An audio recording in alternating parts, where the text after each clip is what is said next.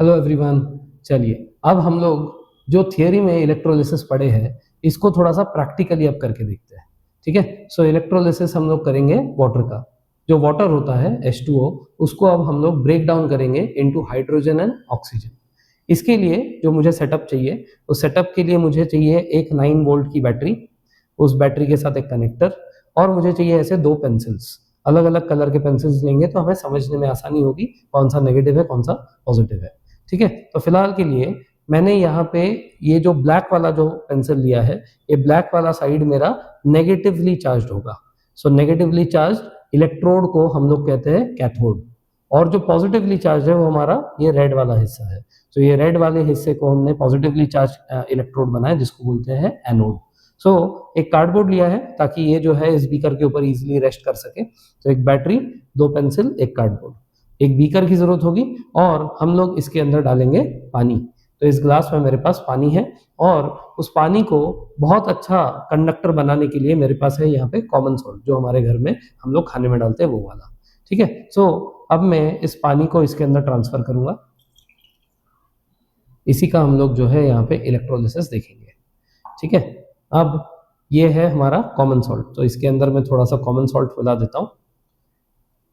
सो जो पानी है वैसे तो ये टैप वाटर है, तो टैप वाटर ऑलरेडी कंडक्टिंग होता है। ठीक है, डिस्टिल्ड वाटर नहीं होता, बट टैप वाटर पहले से ही कंडक्टिंग होता है। बट ताकि थोड़ा सा और अच्छे से वो कंडक्ट करे इलेक्ट्रिसिटी को, इसीलिए मैंने उसके अंदर थोड़ा और नमक मिला दिया। चलिए अब मैं इस सेटअप को जो है इसके ऊपर रख देता हूँ। सो जैसे ही मैं इसके अंदर रखूँगा तो आपको ध्यान देना है at the tip of the pencil जो कि पानी के अंदर है। सो जैसे ही मैंने इसके अंदर डाल दिया तो आपको दिखाई दे रहा होगा कि यहाँ पे जो दोनों हमारे पेंसिल के साइड्स है उसमें कुछ कुछ बबल फॉर्मेशन देखने को मिल रहा है।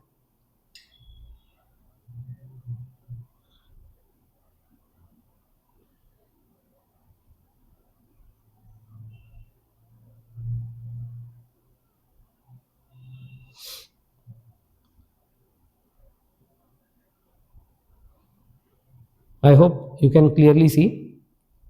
सो आपको दिख रहा होगा कि जो हमारा ब्लैक वाला साइड ऑफ द पेंसिल है वहां पे ज्यादा बबल्स प्रोड्यूस हो रहे हैं, और जो हमारा जो रेड वाला साइड है पेंसिल का उसमें कम बबल्स प्रोड्यूस हो रहे हैं। दिस इज बिकॉज जो हमारा कैथोड होता है नेगेटिवली चार्ज, वहां पे हाइड्रोजन जो कि H+ बनकर पॉजिटिवली चार्ज बनकर जो है नेगेटिव वाले साइड में जाता है। और हमने पढ़ा था कि हाइड्रोजन और ऑक्सीजन का जो रेशो है इलेक्ट्रोलिसिस के बाद वो होता है 2:1। इसका मतलब हाइड्रोजन ज्यादा प्रोड्यूस हो रहा है एज कम्पेयर टू ऑक्सीजन।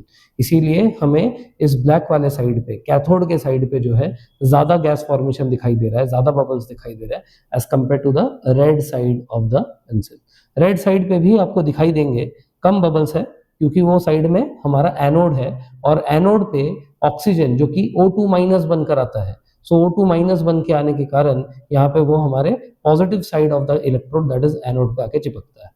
सो हमारे कैथोड पे है हाइड्रोजन, एनोड पे है ऑक्सीजन। कैथोड ज्यादा हाइड्रोजन प्रोड्यूस करता है बिकॉज द रेशियो इज 2:1, इसीलिए ज्यादा बबल्स है। और एनोड क्योंकि वहां पे ऑक्सीजन आके चिपक रहा है और ऑक्सीजन का रेशियो कम है, 2:1 में वो 1 है, तो दैट इज वाई वहां पे हमें कम बबल्स दिखाई दे रहे हैं। सो इस तरीके से हम लोग एक सिंपल घर के एक्सपेरिमेंट को करके समझ सकते हैं कि किस तरीके से इलेक्ट्रोलिसिस ऑफ वाटर होता है। ठीक है, थैंक यू वेरी मच।